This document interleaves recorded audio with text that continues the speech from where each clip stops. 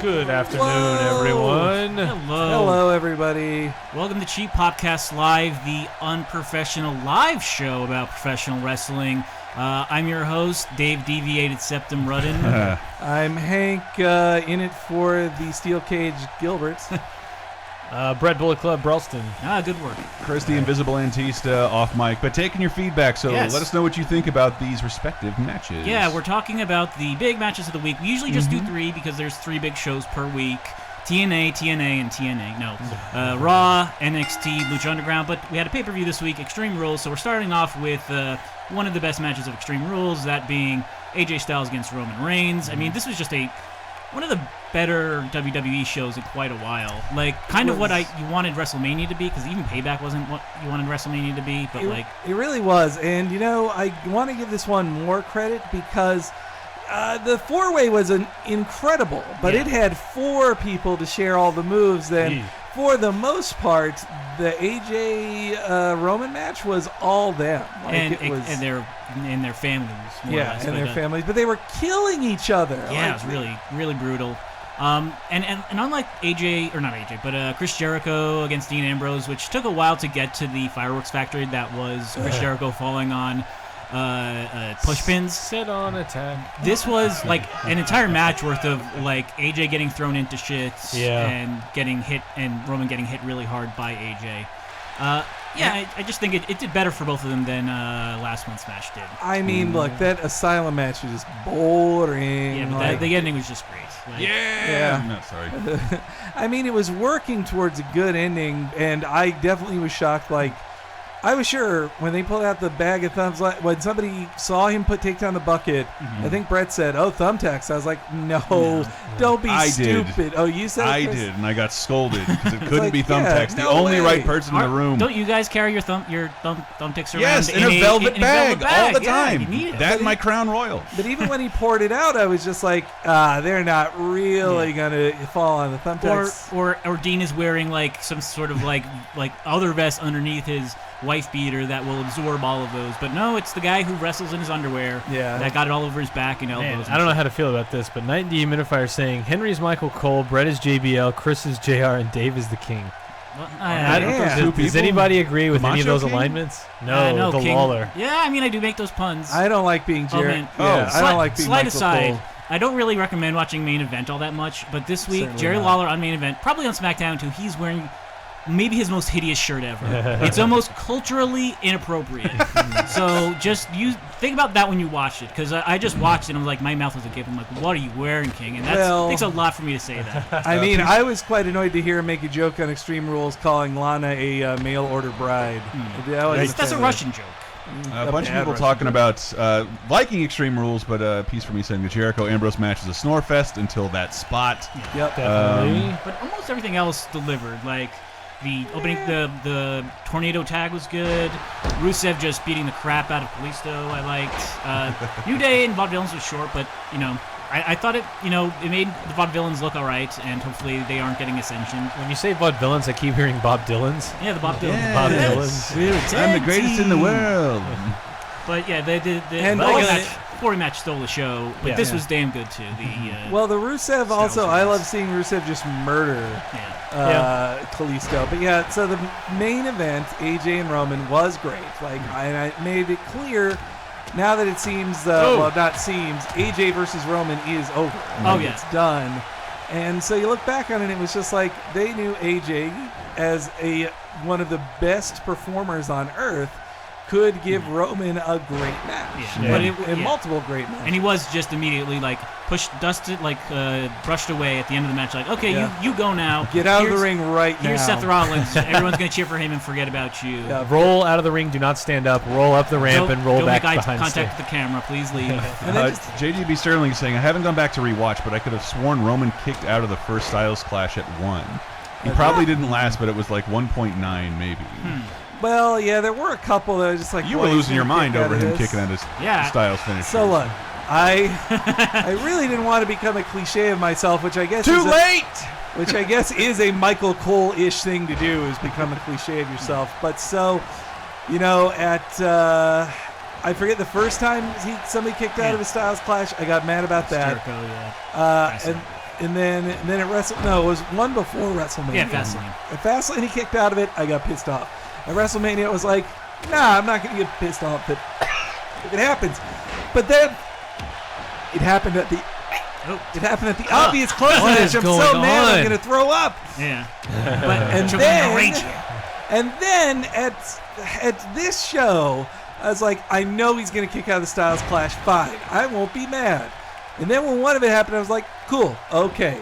But then when he hit him with a chair 8 times and then hit him with an infused Styles Clash on the chair, I was like, fuck that. Wait, what does Turbo Bison mean? is asking AJ fights 3 good guys with a chair and makes the Usos look like bad guys? Yeah, the Usos were the bad guys there. Because they pulled him off of the pin after he did the Styles match, which is that is the slight cover. Yeah, asterisk you could put on it. Like, okay, well, he kicked out, but it was he was pulled out of the ring, so it would have been a 3 count. The Usos have to be good guys because it always seems to me they're being geared towards nothing else other than being Fruity and Cocoa Pebble spokesmen, one on each box. A great wrestling internet writer, Brandon Stroud, has compared them to Ollie and the twins from Bob's Burgers who can't be away from each other. Andy and Ollie. Andy and Ollie. They are Andy and Ollie. But I think you knew the interference was coming. It was an Extreme Rules match, but I love seeing them run around the entire auditorium. I know there was at least one fan of ours who was telling me, they walked by me. Yeah, they went onto the set of, they went onto the pre-show set. Yeah. And, seeing the way he dropped on his ass on that pre-show set, I was just like, this is a guy who skipped wrestling matches in December because of his sciatic nerve issues and how he's a beat-up 38-year-old wrestler. He's a vet who he can't take that shit all the time. And the bumps he took on those tables the whole match. You can find good vines and GIFs that are just compilations of all the insane bumps and stunts he had to go through. Yeah, my fear is just as a super cynical wrestling fan who blames Vince McMahon for all my problems in my life, I don't want this to be a thing where, okay, AJ did it. AJ proved he was awesome, and Vince will remember this because he reached for that brass ring and lost and looked great. And that really, though, in 2 months he'll be fucking Dolph Ziggler, man. Dolph Ziggler, the guy who you used to think could make it, now know will never make it. And lost on the pre-show. And lost on the fucking pre-show to a ball shot. Before we move on to Raw, Chris, any comments about Extreme Rules? Well, I thought it was odd that, who said it? Dr. Droom says I'd actually be fine with retiring the Styles Clash altogether. Yeah, I mean, it has I don't want to say it has a pedigree. It has it has a pedigree. It's a pedigree. No, but people know it. It's an important move. It's paralyzed. It didn't paralyze, but it's broken people's necks. Legit broken neck. It's different. But it also is not, it doesn't look that impactful. You just flap forward and somebody else flaps forward too. Well, it's just a flapjack, really. Yeah. But as Turbo Bison out there, I'm sure agrees with me, as a Japanese wrestling fan, as a fan of Japanese wrestling, that move was treated as... That move was treated as a killer move. I was like, this is the move that murders people, and if he hits it, he wins. Yeah. The only time somebody kicked out of it in Japan that I can remember was when he did it halfway at Wrestle Kingdom to Nakamura, who is one of the only people who would get to kick out of it. Yeah. And so... Then, meanwhile, to see it just killed by everybody and turned into his signature instead of his finisher, but on the other side, Phenomenal Forearm is an awesome ass move, and he should just fucking. So I watched that and I think should a 38-year-old be doing that move, hopping off the ropes like that every time? And it still hasn't slipped to his credit. I think he slipped a couple times when he just got started. Yeah. Let's move on to Raw, which had a bunch of move on to the promotion of Neighbors 2. Raw had a bunch of Money in the Bank qualifying matches. It was again a really good show. Look true. And I'm starting to get jealous of you guys going to Money in the Bank because so far the crowd in it looks pretty good. There's a Sami Zayn spoiler, he qualified. So did Cesaro and Kevin Owens, who beat AJ Styles, who is and Jericho, the inventor of the Money in the Bank match, kayfabe. That might have been the most surprising result of the night. I thought okay, Apollo Crews has been doing nothing.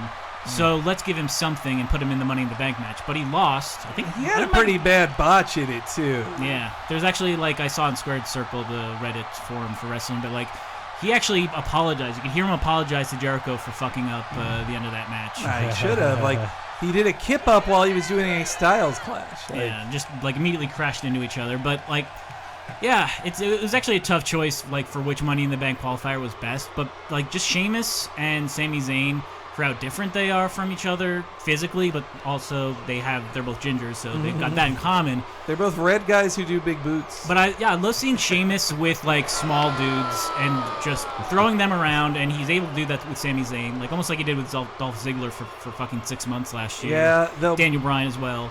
Yeah, though that's poor Daniel Bryan. Like that's why they give him. Why in his last thing did it have to be against the guy who's like, oh no, I really hit you hard. You'll be bruised. You'll be minging, feller. Yeah, but yeah, I just really liked seeing those two go at it. Oh, it was they were great, but these two together, fresh matchup too. I always like that. And AJ Styles, Kevin Owens was also fantastic Turbo Bison. Though I did hate seeing AJ lose. But I saw some people lose for a second night in a row. Though I saw some people say like, "Oh, it was a clean loss." Like, I mean, Kevin Owens cheated some. Yeah. He crotched him on the ropes. I mean that's perfectly legal within the confines of wrestling rules. Like you're not like taking the rope and hitting him in the balls with it.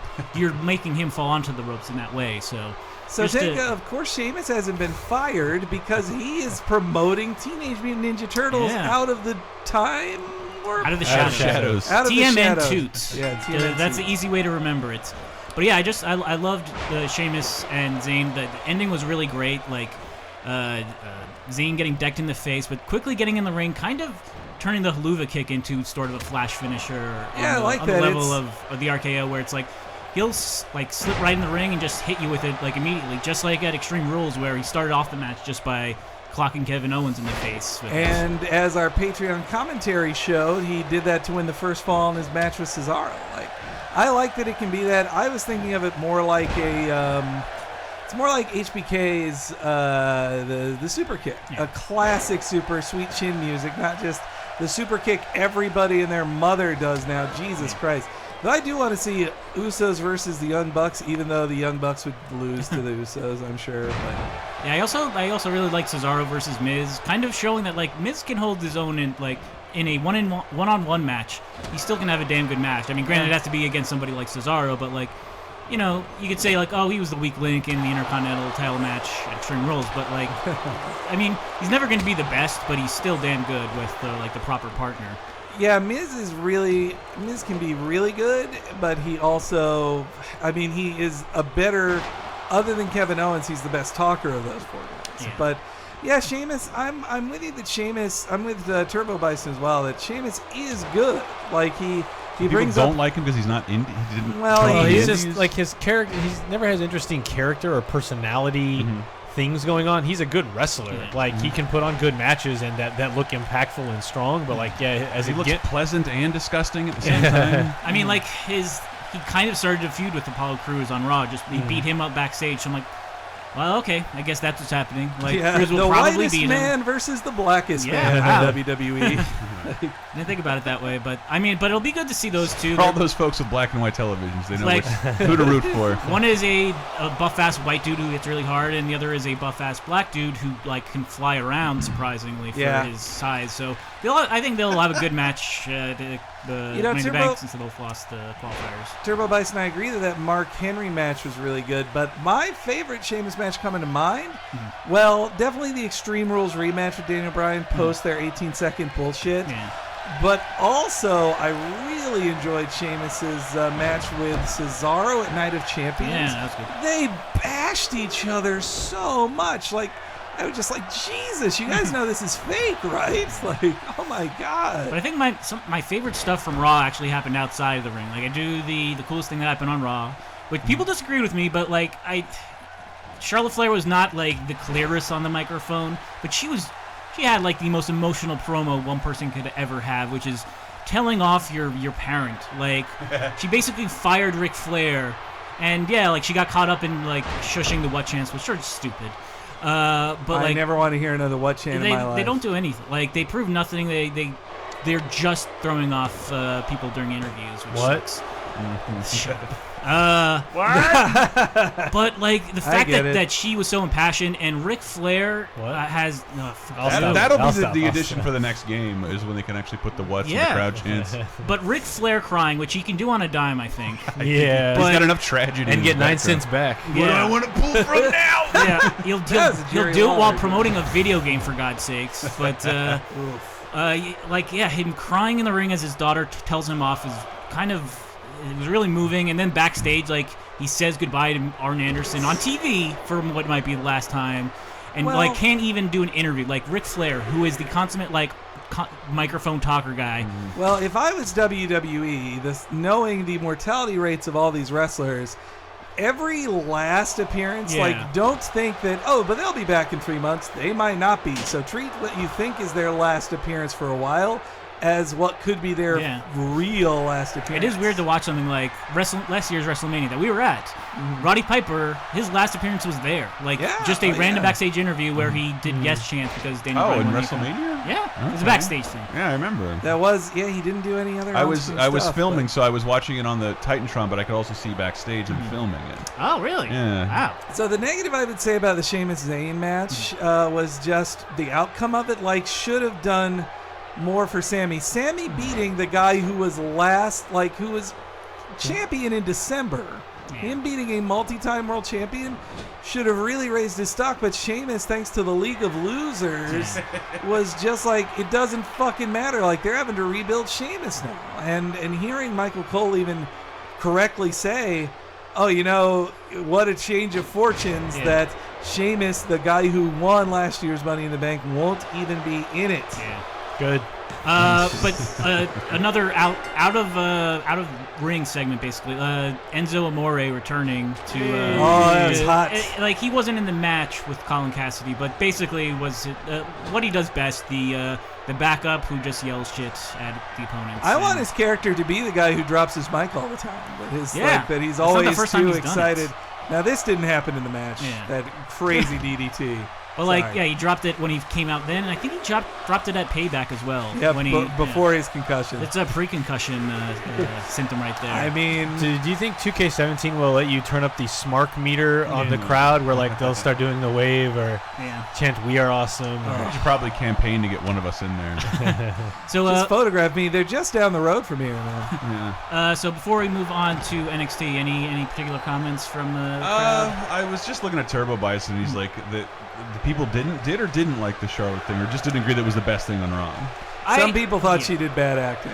Yeah, which is, she is for as good as she is in the ring and as athletic as she is very much a rookie. She was only in NXT Talking for wise, she is a rookie. But even wrestling, she's only been at it for I think 2 or 3 years. She's made amazing progress and definitely deserves to be the first women's champion. But she doesn't know proper how to go to crowd. She's learning that stuff, and she's learning from one of the best ever in the form of Ric Flair. But it isn't the smoothest. She stuttered. She got caught up in the whole what chant, whereas most wrestlers nowadays just steamroll right through it. Yeah. I don't want to sound like a total mark for Sasha Banks, but Sasha Banks would not have been caught by that stuff. Yeah, but only she could do that. Just the amount of passion and drawing out real things, talking about how angry she is that her father wasn't around for all these things in her youth, and you can't make up for it now. Get out of my ring. Doing the sha na na na hey hey hey goodbye, and the fact that nobody in the crowd was doing it with her, that's masterful. You could say man, you could have said that when fucking Michael Jackson or Prince died in a wrestling arena, and people would have caught on with the chant. But Charlotte trying to get the crowd to do it for Ric Flair, nobody was in on it, and it was great. The one that was actually weird that Dana Brooke was just there. She didn't elbow Charlotte and go yeah, boss, go ahead, say that stuff. Dave Meltzer says that they've got big plans for Dana Brooke. They think she's going to be a top. But they say that they had those same plans with Lana a year ago. I think they're had nuclear heat on Lana. Yeah. Well, I think they're also more quick to change their minds on the women. So just a brief aside for NXT, there was again no singles men's matches because NXT is just so progressive. Got a war against single men. Well, yeah. Man, that's why I hate it so much. But yeah, so I just put in Austin Aries versus Shinsuke Nakamura because they had a confrontation in the ring, and they have to get Shinsuke Nakamura in every episode of NXT, it seems. But Is he that hot right now? Yeah, hell yeah, nice. he is. he's so hot right now. But I mean, the matches that were there were pretty great. Like Nia Jackson, 2 consecutive main events, doing really well. Her Bayley match last week was good. And the opening match, which had 2 tag teams that I'm not really into, they at least had a good match and kind of served the dual purpose of promoting both NXT's tag team division, which is growing, and the upcoming Cruiserweight Tour or The Championship, Global whatever it is called. Cruiserweight Championship? Cruiserweight Open. Yeah, that's it. But like right now, it's just 4 guys whose names I can barely remember. Gargano, Johnny Gargano, no Will Ospreay. There's a lot of good guys Tommaso being Ciampa. missed. Just name some bread and fault lines, and those are the picked names of your both wrestlers. the most generic and also kind of copyright infringing name for the other team. They're TM61. They were TMDK. Is that is that Surf or is that Hyperbeam? It's cut. No, but yeah, wow! I didn't know that was their name. I know them as TMDK. Yeah, the but Mighty I just Don't had 2 Kneel. great jokes. 61. Sorry. Yeah, 61 is that's the Write number them that down. you dial before you call Australia, which is from where they're from. So that's how they got their nickname. So their names are Shane Thorne, which whatever. That is like the Ultimate Creator wrestler name. The other guy's name is Nick Miller, which Big Nick Miller. well for me because I watch New Girl. Everybody, New Girl? Anybody? No. Anybody? No. The main male character on the show is named Nick Miller, and he's played by Jake Johansson. He was in that Let's Be Cops movie. Yes. With Damon Wayans Jr., But his that former he's co-star. such a character on that show. I can't hear Nick Miller and think of a wrestler. I In can think Jurassic World? As Yes, me? yes. All right. Yeah, as Yeah. us. Well, but mostly Chris. But I like Schmitty, Max Schmitty. Wait, are we still talking about wrestling No, or New Girl. Hudsucker New Girl. Proxy Okay, now. yes, it's Schmidt. Schmidt, whatever. Who, yeah, he got a big push this season. Got married. 90 Midfight says, once again, TM61 in Pokemon is Will-O-Wisp with a chance to burn. Yeah. Is that true? Yeah, that's it. I saw that I a lot believe on him. like Okay, Twitter good. and Reddit. Because Will-O-Wisp is I used my Chandelure and taught him Will-O-Wisp. But I did miss this last time. I missed NXT last night. But so Nakamura, Turbo Bison was saying Nakamura even did a promo. Yeah, like Baby Metal? he started. No. Well, they're going to be on the soundtrack for the next. And Baby Metal show. are friends with him. That's Oh. fantastic. But so like he did a promo that was half Japanese, half English. Ooh. Damn you, half How'd Japanese that promos. go on the flyover states? Well, Yeah. they're in He was Florida. having a ginky day. He was in the most hospitable place in Florida you could talk Japanese. Yeah, Full Sail University. I mean, Vince McMahon would never let him talk Japanese. but it was nice because Austin Aries said like, I have no idea what you're talking about right now, and then Nakamura replied in English, I don't either. But then he's just you say you're the greatest man, well I am the king of strong style, and that wins. So. Did he go yow? Yeah, they did all I that. love his yow. Yeah. So great. The audience though isn't doing it along with him yet though. Like, when he does it like in Japan, they fucking say they know exactly like it's yow time. He's gonna say his thing and then yow. But the last thing I need is more like rehearsed crowd stuff at NXT. So Yeah, well, I was more pissed off, and people got on me about this, but I hated that the fucking English soccer chants started taking over in America. Like, there's enough bad American chants. I don't want to hear, hey, we want some Bailey. Hey, like, fuck off, right? Oh, I'll say it in the way get your old man yells at clouds gifts ready. I'll say this in a way you British people can understand. Get off with that there chanting, mate. Dr. Drew says he's asking how everyone feels about pay-per-view Sunday, Raw Monday, SmackDown live on Tuesday. We'll get into more of that in the last segment of the show, but Too fucking much stuff. not for me. Like I'll This watch. is really the live portion of our Cheap Popcast Yeah, podcast. first let it be known that we did live before the SmackDown did live. Indeed. Fuck you, Shane. But SmackDown being live on Tuesday, I'm fine with that because it's like 2 hours that I'm on the fence about watching every week. I sometimes do when it's on Friday. But like having 2 hours that mean something on Tuesday, that's fine. Yeah. And also take into account that it probably still includes NXT on Wednesday, even though I think that there's going to be a lot of integration from NXT onto SmackDown. I think they'll need them. Because they the press releases have said prepare for the new generation or the new era of WWE on SmackDown starting in July. But they pre-record so much NXT that they could totally just have all right, we recorded 4 weeks of NXT. Now you're going on tour with SmackDown. You're going on tour with Raw. They're also this upcoming NXT takeover is called Takeover at the End. So really? Yeah. So it'll be That was my question from JJB Sterling. What do you guys think about that? The End? I didn't know it was called The End. This is news to me. That is interesting because one, you're like, oh, that's for Finn, Joe. Yeah. Like that's the end of their feud, but it's also like, is this the end of NXT as we know it? Yeah. I mean, NXT has gone through so many changes. It'll be rebooted like some comic Maybe that's books. the thing going to Thursday night. Yeah. It'll be reborn. It'll reset Finn Balor's entire history. So a new Finn Balor can emerge. I mean, Shinsuke Nakamura is kind of wasted on NXT. Though, I got to say, I'm super jealous of my Jacksonville bro, Turbo Bison, getting to see them in Jacksonville very soon, including Shinsuke Nakamura. Like, I could not imagine a day I would have seen Shinsuke Nakamura live. But if they do reboot everything, though, does that mean, will they reveal that Dr. Manhattan created the NXT universe? It's a timely joke. I've also heard that with NXT that they want to have 3 touring brands, NXT, SmackDown, and Raw, but the NXT only does well when it has Joe and Nakamura and Finn and Bayley on it. When they try doing it with just it's American Alpha and Revival headlining it. Now, that's a great match, but people will pay a lot more to see Bayley, Finn, Samoa, and Naka. Sorry, JJB says Finn Balor stuck in the Speed Force. Newly Salad says, it's a grade A limey. I'm shocked and moderately miffed by Henry's blatant racism towards McCann. I shall retort in classic British tradition. I'm with you, dude. A strongly worded letter than complete annexation. I'm with you. Put it on the internet, and I will share that shit because I'm a social activist. Takeover is shaping up to be really good. Harold James Gilbert. Before they added the steel cage thing to Finn Balor, Samoa Joe, I was kind of not so hyped on that, but that one is the first ever cage match, so they're going to do some crazy shit with it. NXT never has gimmick matches, so I'm okay with that. Yeah. I mean, Nakamura, Aries, that is like the lock of the week for me. Like it's obvious who's winning that. But, Shucky Duck. Yeah, but seeing how Aries can become heel out of this, I'm interested in that. And the main event, the main event in my mind, Asuka versus Nia Jax, which is like Nia Jax has just been getting better and better, and if there's anything that's been missing from NXT lately, it's Asuka getting matches that matter because she hasn't really had one since she won it. I think did she rematch Bayley? I can't even remember, but no, I don't think she's had she has to earn a rematch, which seems weird because we know about the rematch clause usually. Australia's fine, Frank the Best. Rematch clause is it's the 4th Santa Claus movie. So before we move on to the last match, anything from the crowd that you want to call out, Chris?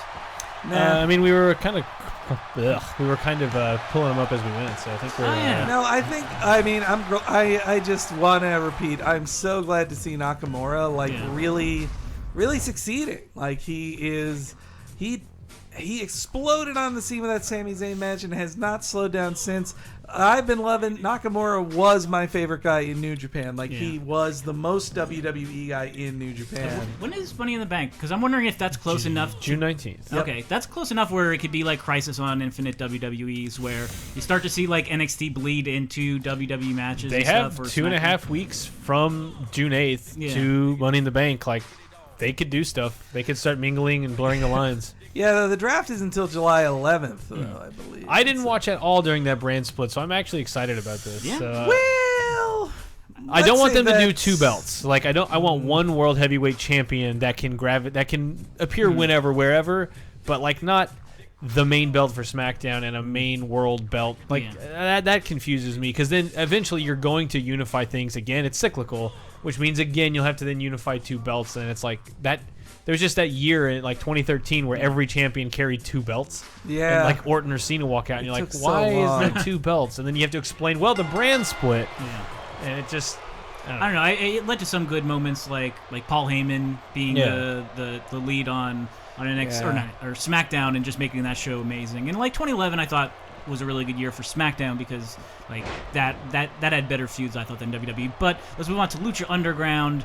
Had 2 title matches this week, but I don't know. I don't feel title matches as much in Lucha Underground, especially since they are literally won and lost in the space of a week on so many occasions, including Cage versus Chavo Guerrero. I mean, the belt turnover is getting a little extreme there. But I think it is because they're not on the pay-per-view, gerbil track, hamster wheel, gerbil track, hamster wheel, same thing. Jesus. But they just have we'll have a the gerbil track has a Kanye diss in it.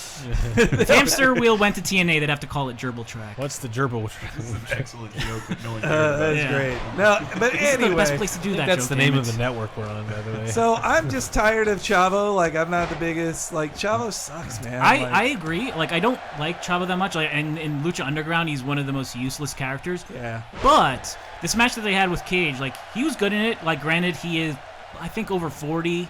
I think he is definitely over 40. He's a bit slower than the rest, but he still had a damn good match. And what got me was Matt Striker started to call out this is reminiscent of Eddie Guerrero against Brock Lesnar. It's impossible. This guy should not win, but somehow he's keeping up. And he almost did go win. for a light face turn, kind of, but Cesaro has Chavo has been such a pill. He just sucks. His thing with Tejano, even the crew who sucks ass, even they're just we're done with you, brah. Mm-hmm. And he's just been the sneakiest, shittiest dude. And I also, one of my favorite moments in season 2 has been when Ian Vampiro calls out Stryker on Stryker saying, Chavo is at one time considered one of the best in the world. And Vampiro's dude, Chavo's my friend. He never was. In the SmackDown 6, he was lucky to be a part of it, man. It was really SmackDown 5 plus Chavo. Yeah, he was never even the best Guerrero in WWE. After his brother died, Eddie's wife kind of outshone him. So yeah, but I think he's actually one of the producers on Lucha Underground. Which is for a guy who's a producer, he's not putting himself in the limelight too much, which I can respect. But I feel that. But in the case of this match, it worked out, and of course Cage ended up crushing him anyway, and did the smart thing with Gift of the Gods and said, "I'm using this immediately. Next week, I'm wrestling for the title." Oh, that's awesome. I mean, he's also Cage, so it's of course Cage would do that. He's not a man; he's a machine. Yes. But I mean, I saw a picture of Cage from an indie event recently, and he literally has an impossible body. There's not an ounce of fat on him. He is entirely muscle in a way that just makes you go dude, you're gonna be dead at 40. You look awesome. You'll be dead at 40. Yeah, he's one of those people that when I watch Lucha Underground, I'm like, how did this guy never get any sort of run in WWE? He's exactly what Vince McMahon pictures when he makes a wrestler. I think he couldn't pass the wellness test. That's my suggestion. Speaking of what makes Vince happy, that gif of Roman cocking his fist repeatedly and cutting back to the usual the Vince reaction shot. Thank God, I can't believe how well that works. Turbo Bison saying he was saying Chavo is not great on Twitter because he gave Sasha Banks shit for dressing up like Eddie. Oh, that's bullshit. He's saying that was disrespectful. He's kind of a shithead. When they're he will shit on the things that make wrestling fans the happiest. He will shit on NXT stuff all the time, but he's a heel. He's rarely ever facing his career. Yeah. So one thing that softens me on Chavito is that he's been through some bad things, and his story. If you've ever listened to his appearance on Chris Jericho's podcast, he back to back talks about here's what the day was like when I found Eddie dead, and when he was dead, and then he follows that up with. Then Chris Benoit became my new writing buddy, and then that day happened. And he explains it all. You're like, wow.